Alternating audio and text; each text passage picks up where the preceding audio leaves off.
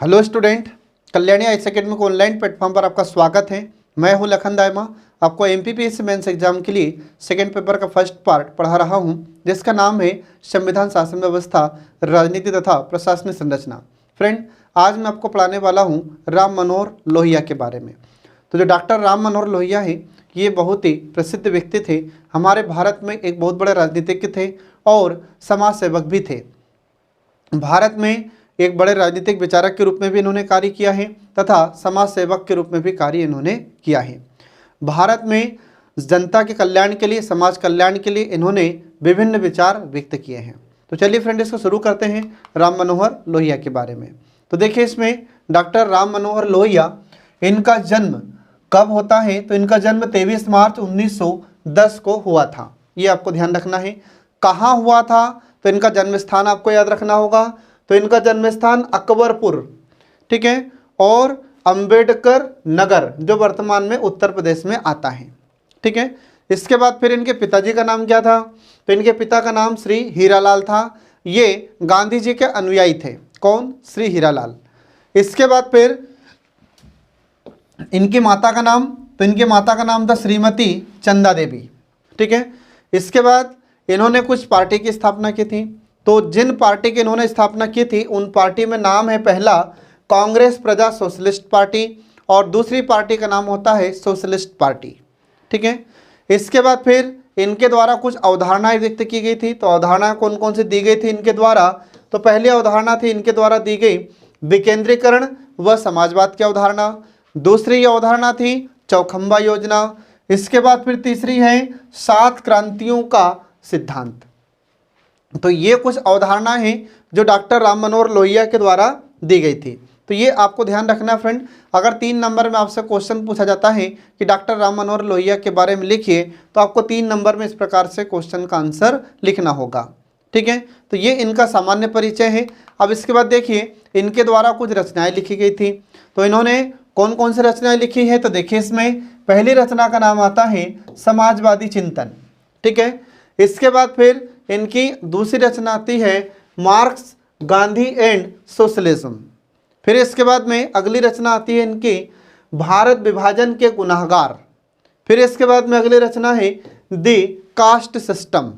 फिर इसके बाद में अगली रचना आती है इनकी मार्क्सवाद और समाजवाद। फिर इसके बाद में क्रांति के लिए संगठन। फिर इसके बाद में अगली रचना है इनकी संसदीय आचरण और अंग्रेजी हटाओ। ये इनकी सब रचनाएं हैं। इसके बाद फिर एस्पेक्ट ऑफ सोशलिस्ट पॉलिसी, ये भी इनकी रचना का नाम है। फिर इसके बाद में भारतीय शिल्प, हिंद बनाम हिंद, ये भी इन्हीं की रचना है।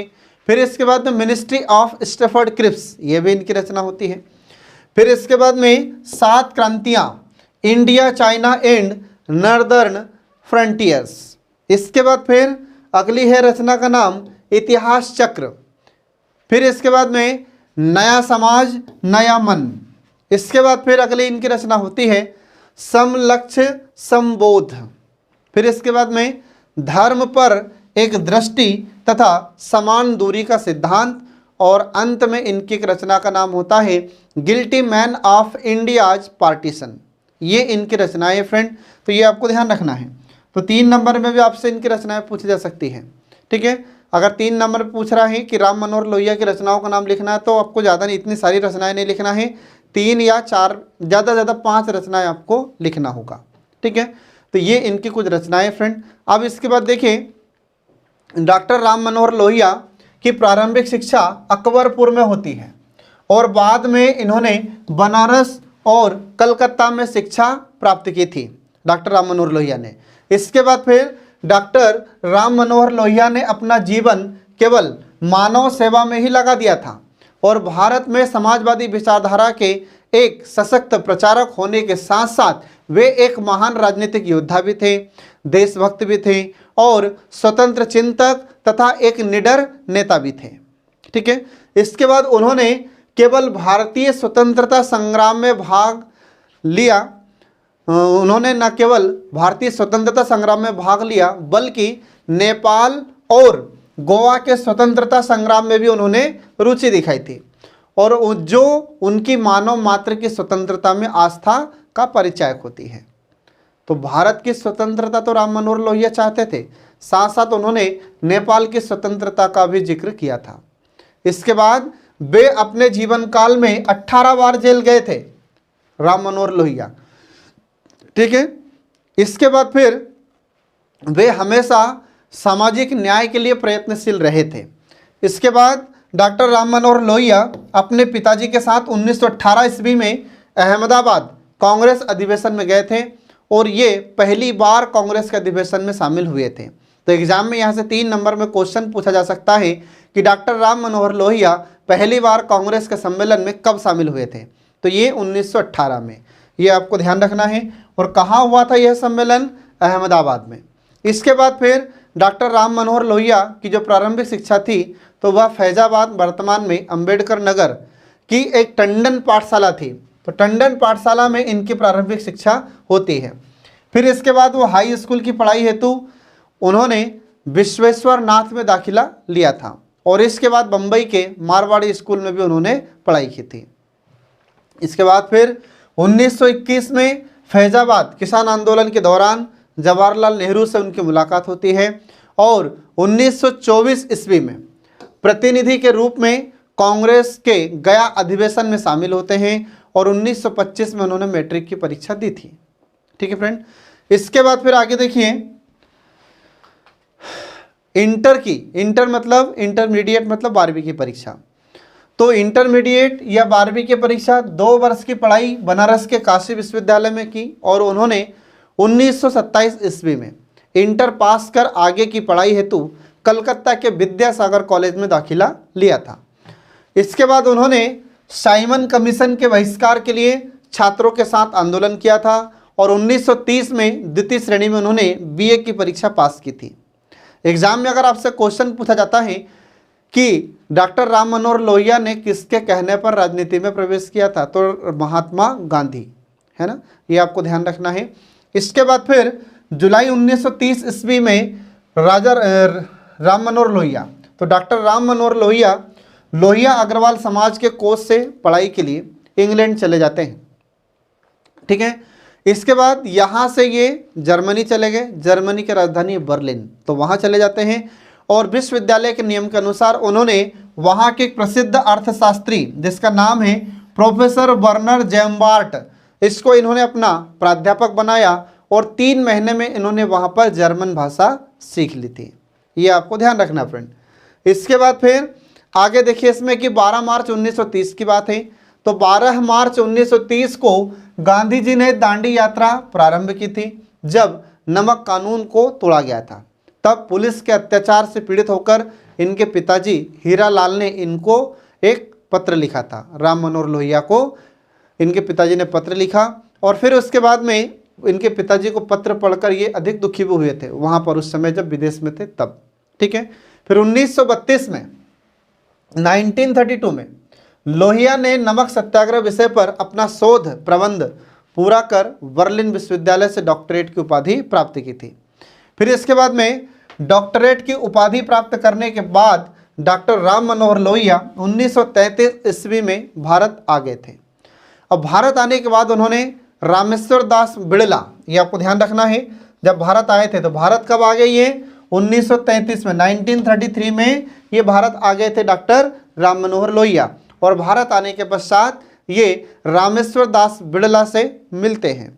तो इनसे इनकी मुलाकात हुई जिन्होंने उन्हें नौकरी का प्रस्ताव दिया, लेकिन 2 हफ्ते साथ रहने के बाद लोहिया ने निजी सचिव बनने से इनका इनकार कर दिया था। तो जो रामेश्वर दास बिड़ला थे इन्होंने निजी सचिव बनाने के लिए इनको कहा था, लेकिन इन्होंने मना कर दिया कि मैं आपका निजी सचिव नहीं बन सकता। इसके बाद उनके पिताजी के मित्र सेठ जमुनालाल बजाज लोहिया को गांधी जी के पास ले जाते हैं तथा गांधी जी से कहा कि यह लड़का राजनीति करना चाहता है, ठीक है। और उसके बाद से फिर गांधी जी ने राम मनोहर लोहिया को राजनीतिक सलाह दी। इसके बाद में फिर राम मनोहर लोहिया भी राजनीति में प्रवेश कर जाते हैं, ठीक है। और फिर गांधी जी के बताए अनुसार मार्ग पर राम मनोहर लोहिया कार्य करते हैं। इसके बाद फिर लोहिया समाजवादी विचारों से प्रभावित थे और अतः उन्होंने 1934 में एक पार्टी स्थापित की थी जिसका नाम आपको ध्यान रखना है समाजवादी कांग्रेस पार्टी। ये 3 नंबर में आपसे क्वेश्चन पूछा जा सकता है कि डॉक्टर राम मनोहर लोहिया ने 1934 में कौन सी एक पार्टी स्थापित की थी, तो समाजवादी कांग्रेस पार्टी की स्थापना इन्होंने की थी।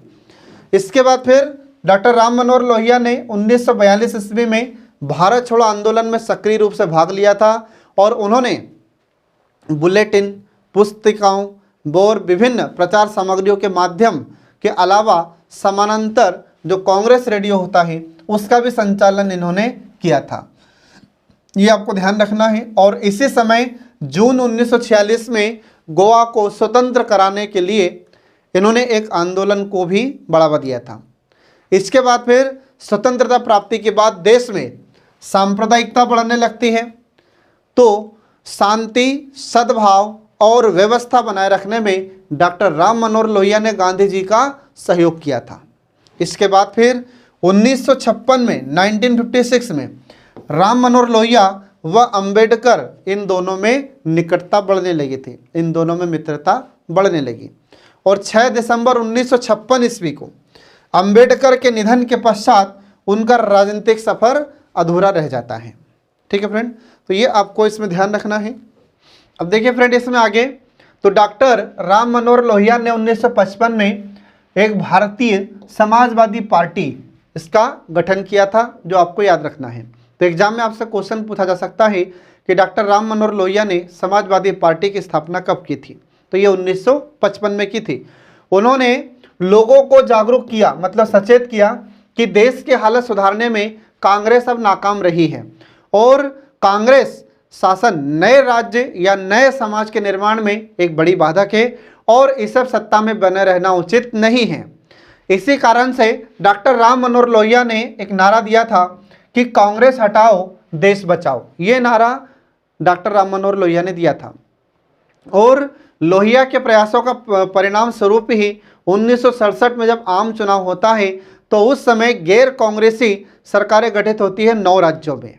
ठीक है, इसके बाद फिर धीरे धीरे कांग्रेस की सत्ता राज्यों से समाप्त होने लगती है और फिर इसके बाद देखते हैं कि केंद्र के स्तर पर भी कांग्रेस के पास धीरे धीरे सीटें कम होने लगती हैं। ठीक है, इसके बाद फिर हम देखते हैं कि गैर कांग्रेसी सरकार भी केंद्र में बनती है और राज्यों में भी बनने लगी थी।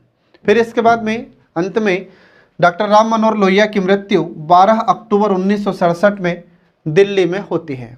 ठीक है, तो इस प्रकार से हमने आपको डॉक्टर राम मनोहर लोहिया का यह सामान्य परिचय बताया है।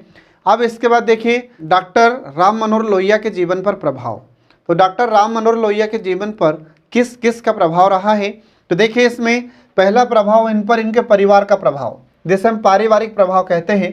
तो डॉक्टर राम मनोहर लोहिया के पिता श्री हीरालाल स्वतंत्रता संग्राम से जुड़े हुए थे और उनके पिता का ही प्रभाव था कि राम मनोहर लोहिया के दिल में किशोर अवस्था से ही स्वतंत्रता के प्रति लगाव उत्पन्न हो गया था। इसके बाद फिर दूसरा प्रभाव रहता है बनारस हिंदू विश्वविद्यालय का। तो इस विद्यालय के सांस्कृतिक वातावरण से लोहिया बहुत अधिक प्रभावित हुए थे और यहाँ उनका विकास प्रतिभाशाली विद्वान और कुशल वक्ता के रूप में हुआ था और उनमें नेतृत्व के गुण विकसित होने लगे थे। डॉक्टर राम मनोहर लोहिया को राष्ट्रवादी तथा राजनेता बनाने में भी इस विश्वविद्यालय का महत्वपूर्ण योगदान रहा है। ठीक है फ्रेंड, ये आपको ध्यान रखना है। अब इसके बाद देखिए इसमें आगे मार्क्स और एंजेल का प्रभाव।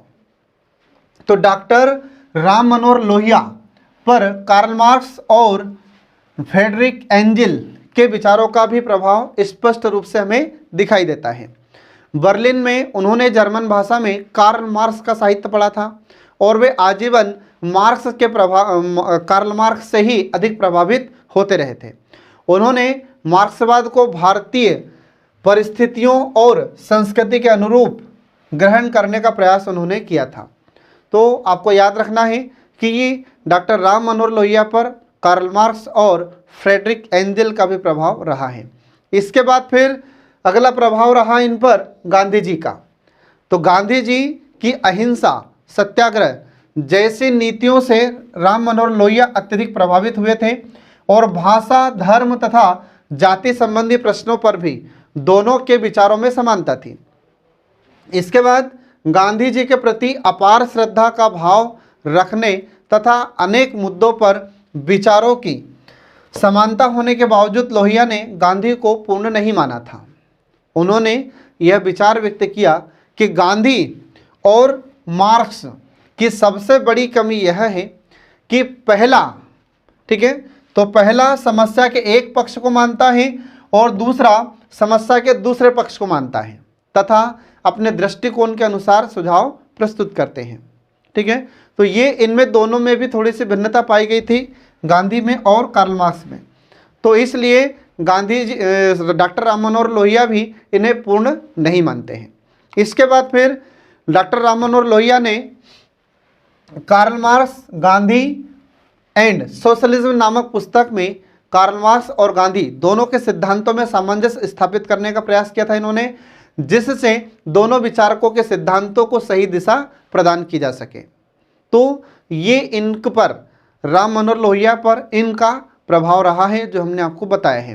तो एग्जाम में आपसे 5 नंबर में यह क्वेश्चन पूछा जा सकता है कि डॉक्टर राम मनोहर लोहिया के व्यक्तित्व पर किन किन लोगों का प्रभाव रहा है, तो ये सब आपको लिखना होगा। अब इसके बाद देखिए डॉक्टर राम मनोहर लोहिया के राजनीतिक विचार।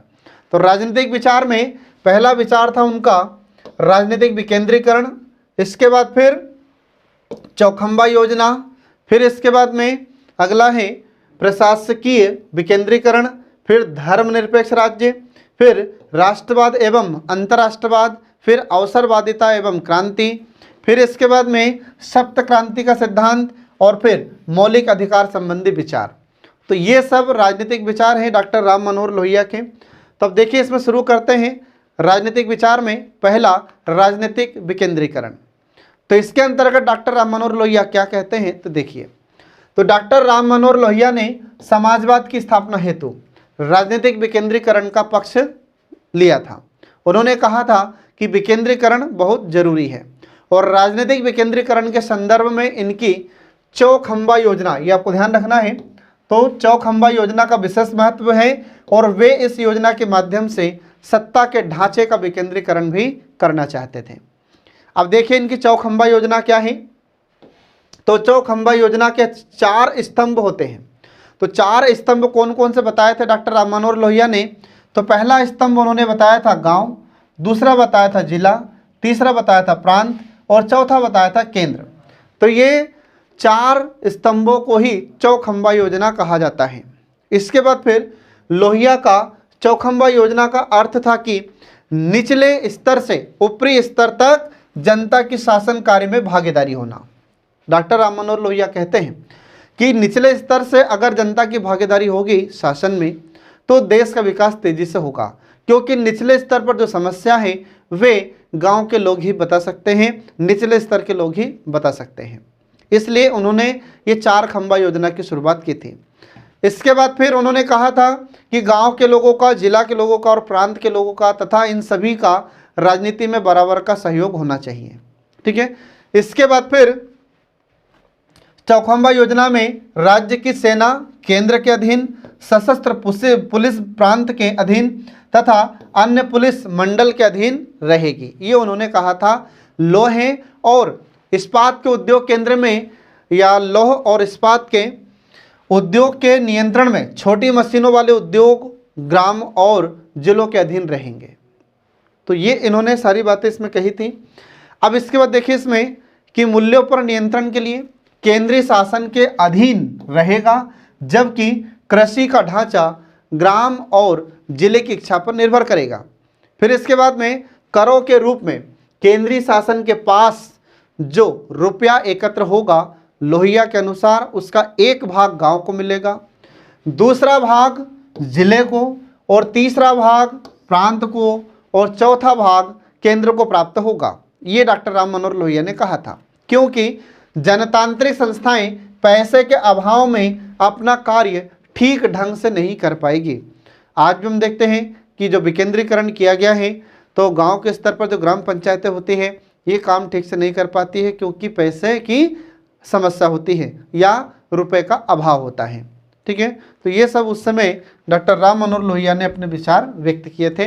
अब इसके बाद देखिए कि जो 4 स्तरीय राज्यों की निम्नलिखित विशेषताएं हैं, तो वे कौन कौन सी 4 राज्यों की या 4 स्तरीय राज्यों की निम्नलिखित विशेषताएं हैं।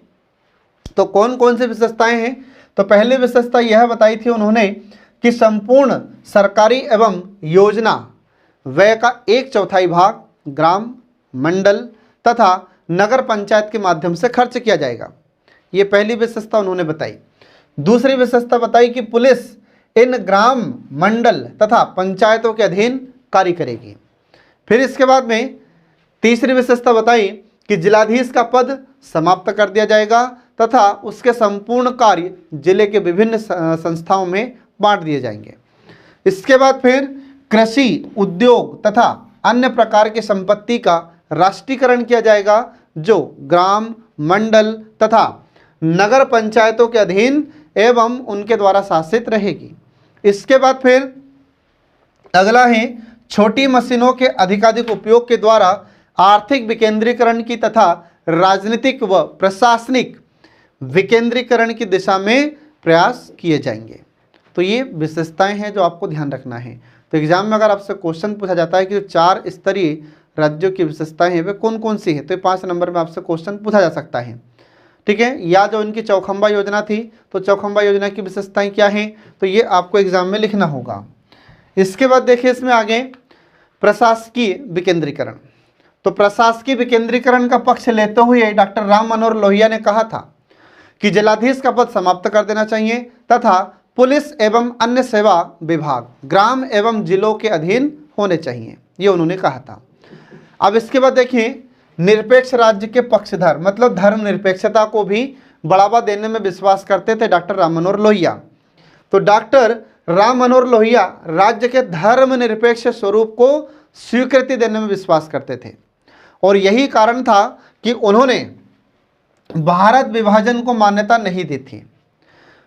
डॉक्टर राम मनोहर लोहिया का यह मत था कि किसी भी नागरिक को या किसी भी नागरिक के साथ धर्म के आधार पर कोई भेदभाव नहीं किया जाना चाहिए और सभी को विकास के समान अवसर उपलब्ध कराना चाहिए। राज्य का भी अपना कोई धर्म नहीं होना चाहिए, सभी राज्यों को समान बढ़ावा देना चाहिए। इसके बाद में राज्य न तो किसी धर्म को बढ़ावा दे और न ही किसी धर्म को हतोत्साहित करे। तो ये विचार डॉक्टर राम मनोहर लोहिया ने व्यक्त किए थे धर्मनिरपेक्ष के बारे में या धर्म निरपेक्षता के बारे में। अब इसके बाद देखिए इसमें अगला पॉइंट आता है कि राष्ट्रवाद एवं अंतर्राष्ट्रवाद। ठीक है, तो डॉक्टर राम मनोहर लोहिया रूढ़ियों एवं परंपरागत मान्यताओं के प्रति आसक्त बिल्कुल नहीं थे। डॉक्टर राम मनोहर लोहिया जो रूढ़िवादी थी या रूढ़िवादिता थी इसको भी समाप्त करने के पक्ष में थे और जो परंपराएं, जो पुरानी परंपराएं चली आ रही थी तो इनको भी समाप्त करने के पक्ष में थे। इसके बाद उन्होंने एक क्रांतिकारी राष्ट्रीय एवं अंतर्राष्ट्रीय व्यवस्था के निर्माण की वकालत की थी।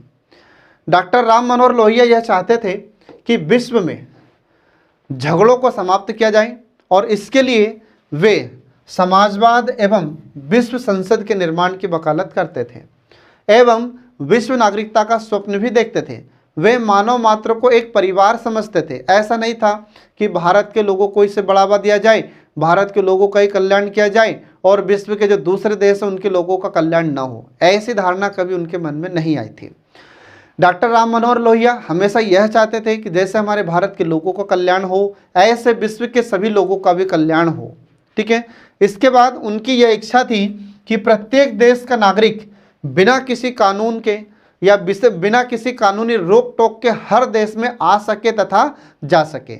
ये उनकी विचारधारा थी। डॉक्टर राम मनोहर लोहिया हमेशा यही चाहते थे कि कोई भी व्यक्ति किसी भी देश में जा सके, व्यापार वाणिज्य जो भी कार्य करना हो वह कर सके। ठीक है, इसके बाद फिर अगला उनका विचार है अवसरवादिता एवं क्रांति। तो अवसरवादिता एवं क्रांति के पक्ष में डॉक्टर राम मनोहर लोहिया क्या कहते हैं, तो देखिए इसमें तो डॉक्टर राम मनोहर लोहिया अवसरवादिता की राजनीति को सत्ता दल की देन मानते थे और उनका विचार यह था कि अपनी सत्ता कायम रखने के लिए वे अवसरवादिता को उसी प्रकार बढ़ावा देते हैं जिस प्रकार सांप्रदायिकता को, जिससे देश में भयंकर स्थिति उत्पन्न हो जाती है क्योंकि यह सरकारी मशीनरी के द्वारा चालित होता है एवं उसे पोषित भी किया जाता है। जहाँ तक हमारे देश में क्रांति की बात है वह सुनी सुनाई बातों पर आधारित होती है।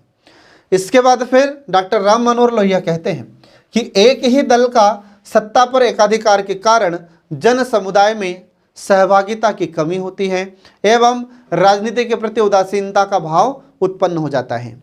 परिणाम स्वरूप उनमें क्रांति के प्रति अभिरुचि का अभाव पैदा होने लगता है। ठीक है, तो ये अवसरवादिता और क्रांति के बारे में डॉक्टर राम मनोहर लोहिया अपना विचार व्यक्त करते हैं। इसके बाद फिर अगला पॉइंट आता है सप्त क्रांति का सिद्धांत। तो सप्त क्रांति का सिद्धांत में डॉक्टर राम मनोहर लोहिया कहते हैं, तो देखिए इसमें तो लोहिया का विचार था कि देश में ऐसा कोई कार्यक्रम या सिद्धांत नहीं है जिस पर अधिकांश राजनीतिक दल सहमत हो सके और एकजुट कार्यक्रम के अभाव में भारत के प्रतिपक्षी दल आपस में लड़ते रहते हैं जिसका लाभ सत्तारूढ़ दल को प्राप्त होता है और जनता का विश्वास अर्जित करने के लिए एक आम सहमति के कार्यक्रम की घोषणा भी आवश्यक होती है।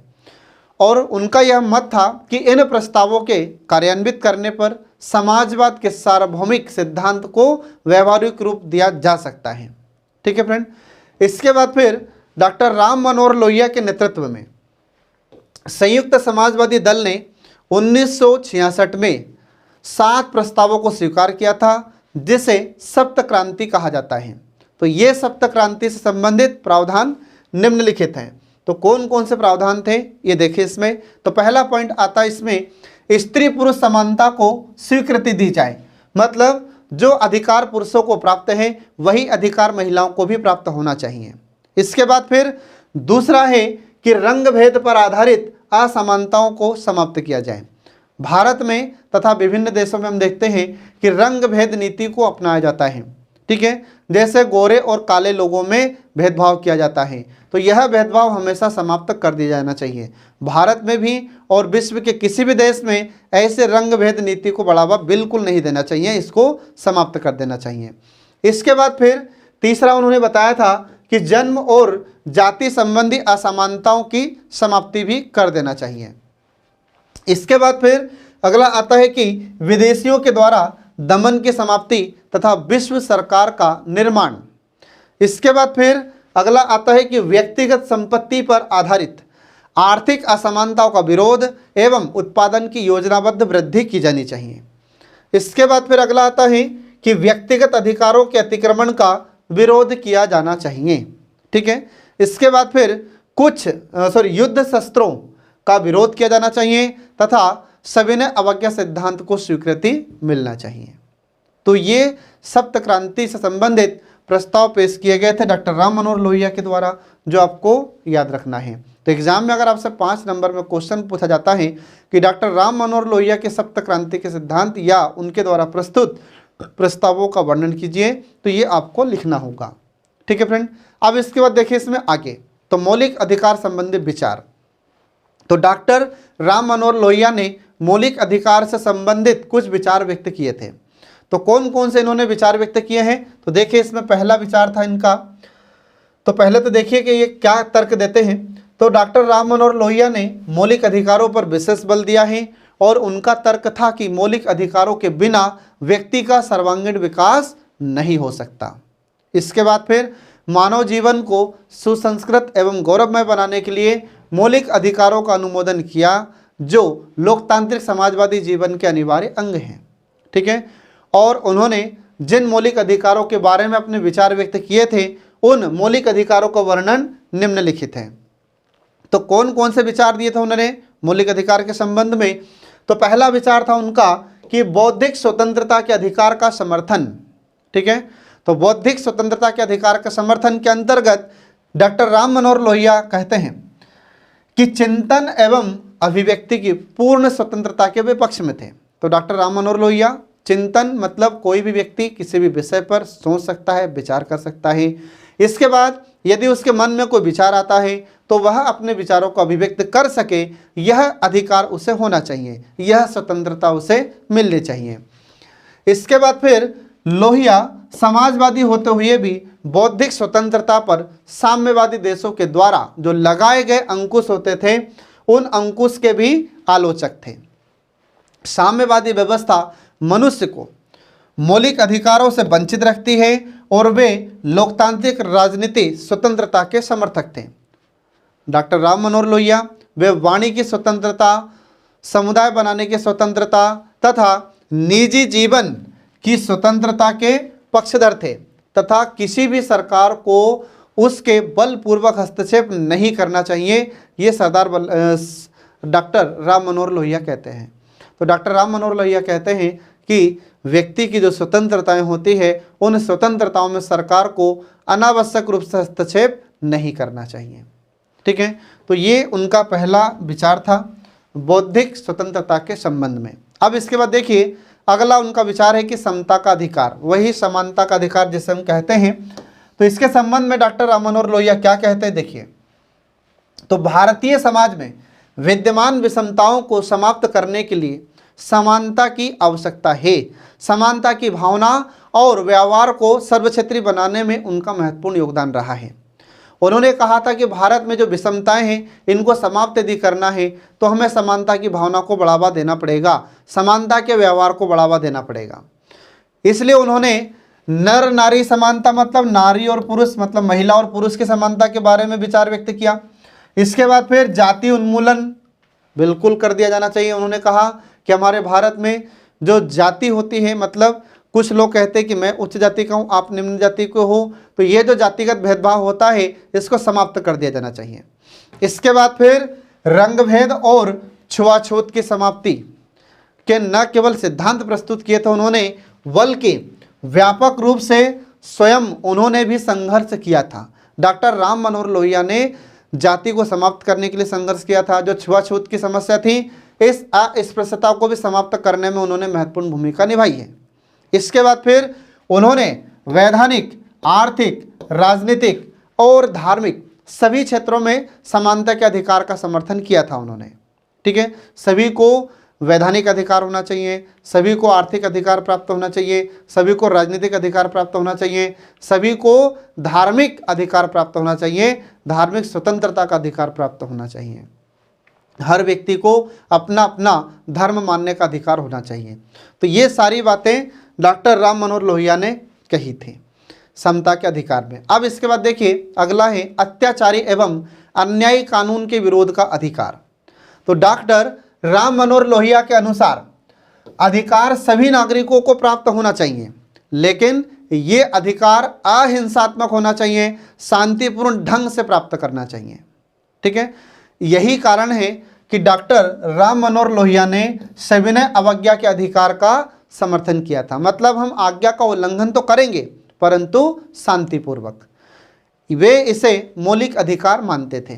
ठीक है, तो डॉक्टर राम मनोहर लोहिया ने मौलिक अधिकार के संबंध में ये अपने विचार व्यक्त किए थे, जो आपको ध्यान रखना है फ्रेंड। ठीक है, तो इसी के साथ आज का हमारा लेक्चर समाप्त हो जाता है। डॉक्टर राम मनोहर लोहिया का जो बचा हुआ पार्ट है वह हम आपको नेक्स्ट वीडियो में पूरा पढ़ाएंगे। तब तक के लिए नमस्कार।